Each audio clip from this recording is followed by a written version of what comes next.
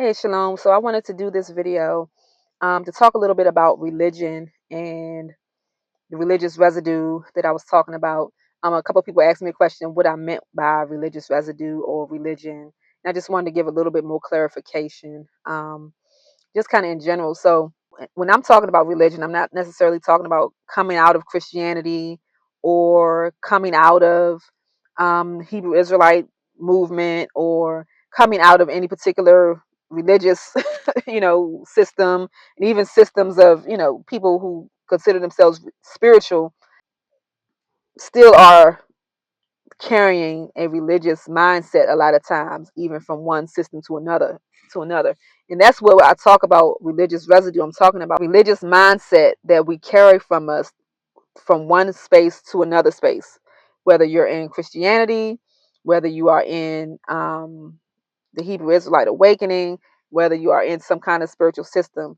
We have these underlying mindsets that we often bring with us from one space to the next space, right? And so I'm not so much talking about coming out of certain doctrines or beliefs or whatever the case may be. That's a part of our spiritual evolution as well, definitely.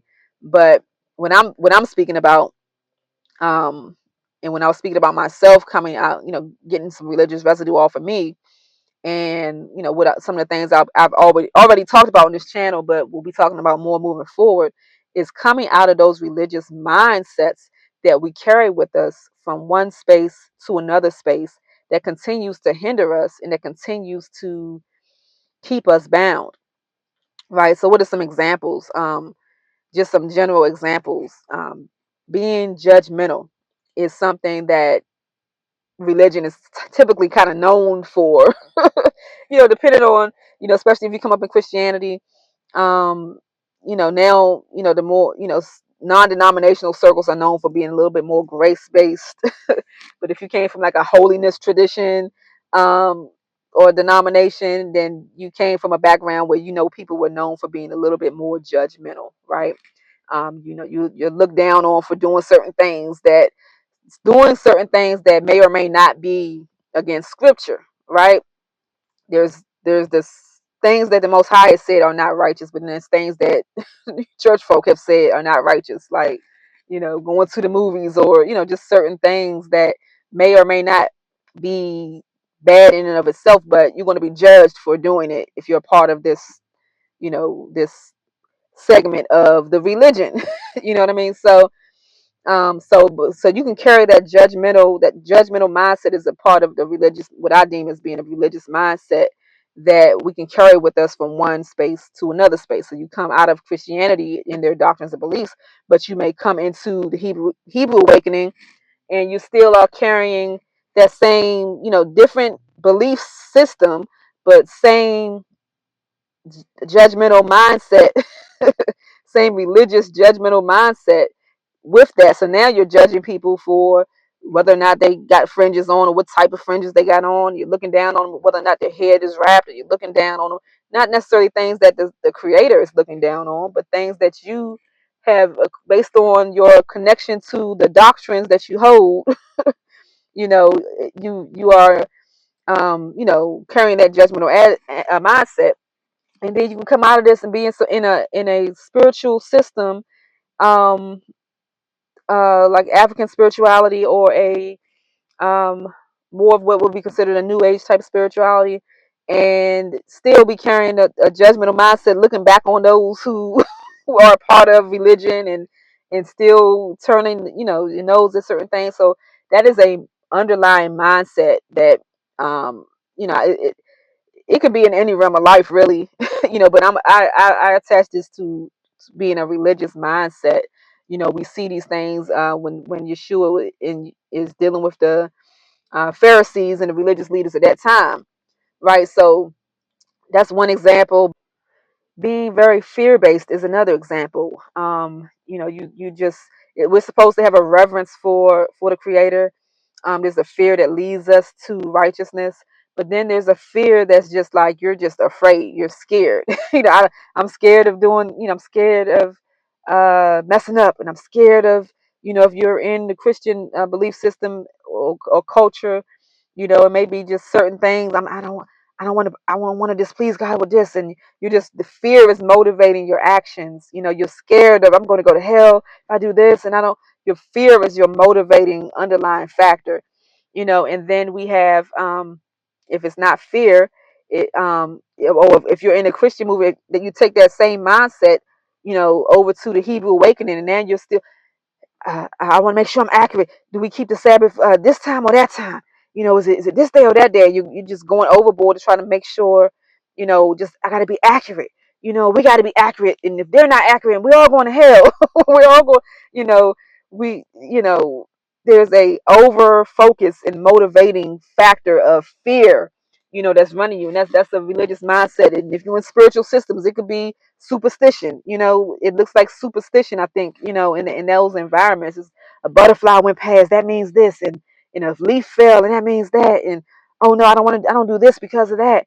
And it can take on different faces. So that's a mindset, an underlying mindset that I deem as part of a religious mindset that you carry with you, no matter what belief system that you put over top of it, unless your core beliefs begin to change. Um, that's feeding those things, because these are the fruits. These things are the fruit of whatever your core beliefs are about God, about Yah, about the Creator, and about yourself, about people, about life. What you believe is at the core. What you truly believe is at the core of those things.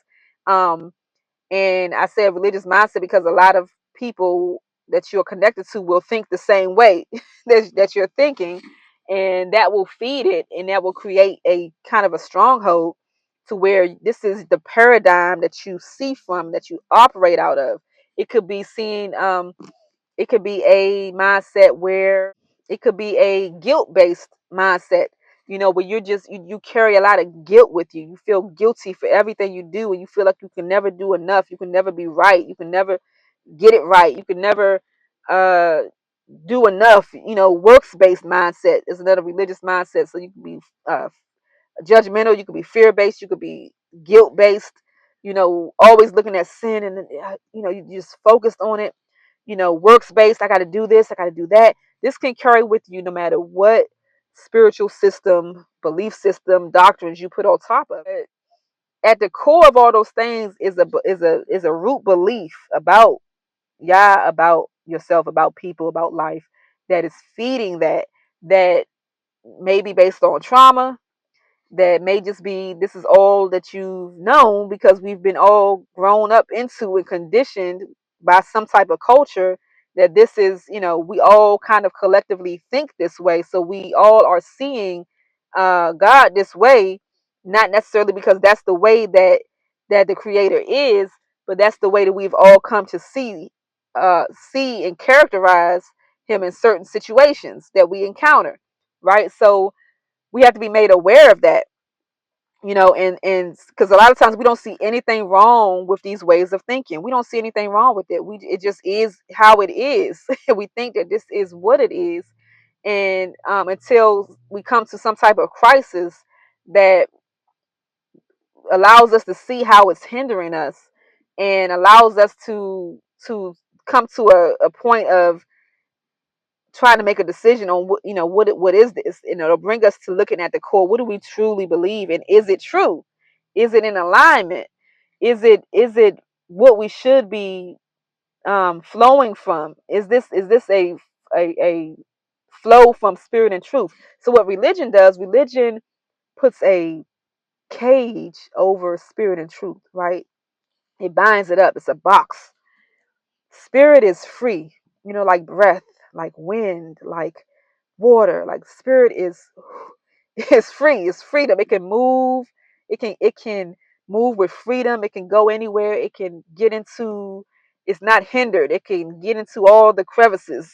You know what I mean? It can like wind and water. It can get into the smallest places, right? So it can navigate through nuances, and it can it's very vast and expansive. It has a wide experience because it's not hindered. There's no limitation, right? The only limitation of spirit is truth. The truth of the Creator is the boundaries of the spirit, right? So the spirit is only bound by the truth of the Creator, the Word, the mind, the life, the light, the order of the Creator of the Spirit, because Yah is the Spirit. Yah is the truth. So the Spirit is only bound by truth, what Yah has deemed as being truth, and truth is whole. Truth is life-giving. Truth will set you free. So truth brings freedom. So Yah desires to bring us into more and more freedom, to where we're not afraid, we're not bound, we're not, limited, we're not shrinking back, we're not in this place of shame. Yah's spirit wants us to see uh and understand the fullness of who the Creator Yah is, and who we are, and and be able to walk this life according to spirit and truth, the freedom, able to deal with nuances, and to navigate life without uh being so bound, because we as people, as humans, we've become accustomed to living according to rules and checklists, and we just want to do right. Y'all didn't come so that we can just do right. He didn't bring his spirit and put his spirit inside of us. His spirit is not in us to make us just do right. We're not robots. He came to give us life abundantly so that we can live in the flow of spirit and truth and freedom, and not be bound. What religion does is it's based off of fear. It's based off of the ego of man, thinking that we know more than what we know. So in our own wisdom, we put boxes and fences and gates around.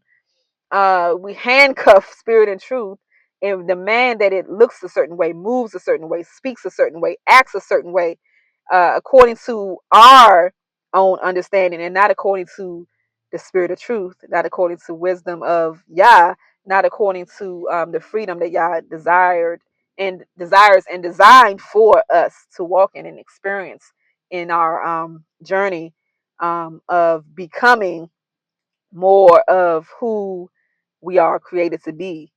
You know, so so when I speak about religion and religious residue, religious mindsets, I'm talking about this box that is keeping us from the fullness of the truths that we are being taught, right? So whether you're in Christianity, and the core truth of Christianity is Christ, right? And there's a religion that's built around that either pushes you towards lawlessness or pushes you towards uh, being bound by the religious ideas of man, that keeps you caught up in works of man, keeps you caught up in a lot of different things that are lower than what your understanding should and your experience should be. Whether you're in the Hebrew awakening and you are being, you're being bound by, it's a lot of things. In my opinion, the Hebrew awakening is way more religious than the Christian church. Like at this point in time, like they neck and neck. But I'll talk about that in another video.